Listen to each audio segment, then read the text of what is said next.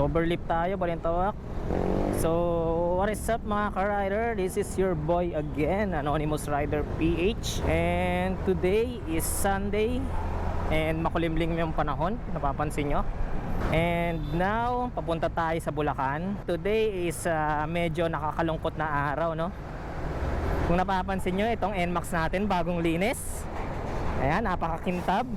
Meron tayong karga rito, mga fairings, tsaka yung stock ng NMAX natin. Dahil today nakakalungkot nga yung araw, tulad ng sinabi ko kanina.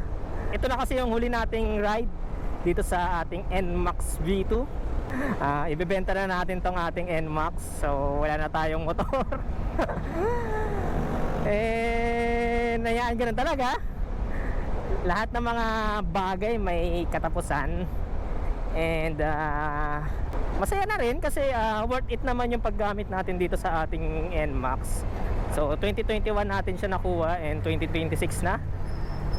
By the way, 5 years na pala tong ating NMAX version 2. And napakasulit na rin ng odo niya. So far, hindi naman ako binigyan ng sobrang sakit ng ulo nitong motor na to. Dahil napaka-smooth niya pa rin hanggang ngayon. Minor maintenance lang naman yung ginagawa ko. Ayan, change oil, palit ng shock, and some wirings.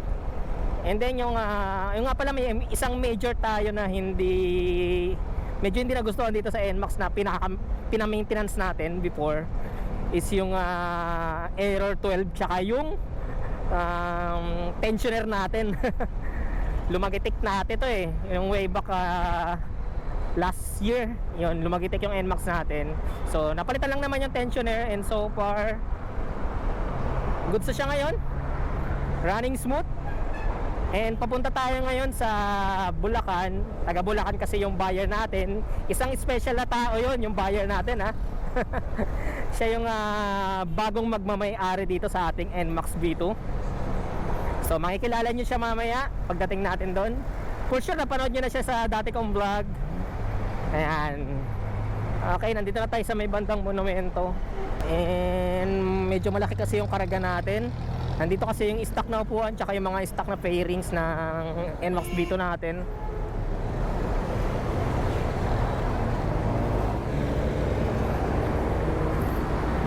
Okay. So check, nandito tayo ngayon sa lungsod ng May Kawayan.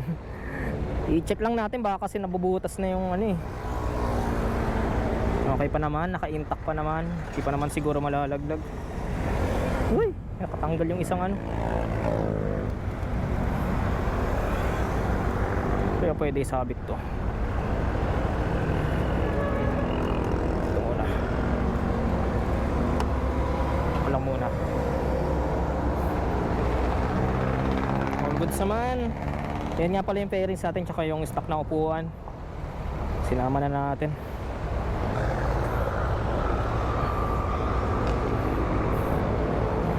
Okay.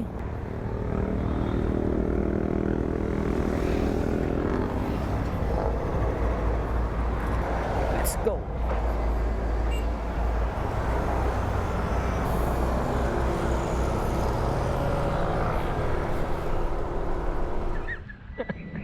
Yan yung buyer natin, Sir Fred. Nakita nyo na yan sa kasama na natin yan kung napapanood yung dati nating Yan. Lang po ako.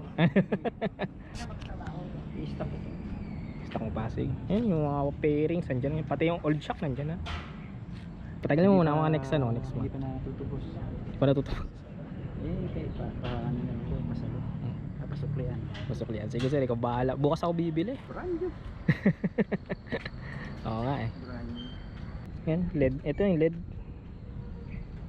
Para hindi na pinalitan ko na rin. Yung dito, Ito gusto ko ito. dito tinanggal ko to. Yung ilaw dyan? Nasusunog. Ah. Susunog yun. Ito, nabubutas to. Kaya tinanggal ko. Ewan ko kung nandito pa. Pero naka-disconnect yan. So, paalam na tayo sa ating NMAX. Last ride na yun. Sorry naman. Sir. May na-scam tayo. Sa amin itong Tropa eh. Pang Marinduque sir. Ano ba rin yun? Oo.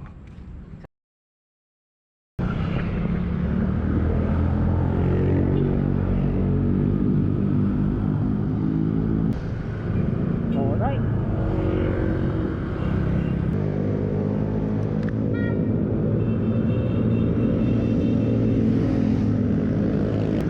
Oh, Sir Fred. Ayos ba? Ayan, terrestre ni Sir Fred, oh. Okay yan, bilhin nyo na. Marka sold. Solid ba test drive? Wala may sagot dahil sa motor. Please. So, wala talaga yung ano dito. Laglag eh. Ito lang, paakala. Ah. Ba, pogi. Naka LED pa. Dito na yung NMAX. Ayos, marka sold. Alright, so ayun, inaabot na tayo ng gabi dito. Ayan, so oras na para magpaalam sa ating NMAX. Ayun, so shout out sa kumuha nito. Ayan. Solid. So abangan nyo guys, sa susunod na araw meron tayong surprise na motor, kung ano yung magiging susunod nating motor. Abangan nyo lang guys. Ayan, so don't forget to like, comment, subscribe, Anonymous Rider PH. And syempre, click din natin yung notification bell para sa susunod nating upload. Alright, peace out. So mawala ang ating NMAX pero susunod yung bago nating motor. Alright, peace.